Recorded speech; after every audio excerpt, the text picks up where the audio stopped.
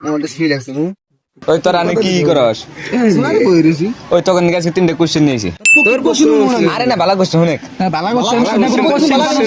আরে না বালা কোশ্চেন আজকে কোশ্চেন বেনিফিট আছে কি বেনিফিট এই 1 লাখ টাকা দিমে একটা কোশ্চেন করে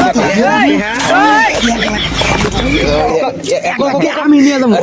তাহলে শুনে কাল কোশ্চেন বললো তুমি আগে কও আচ্ছা ঠিক আছে কও ধরো কালকে আমি ঘুরবার গেছিলাম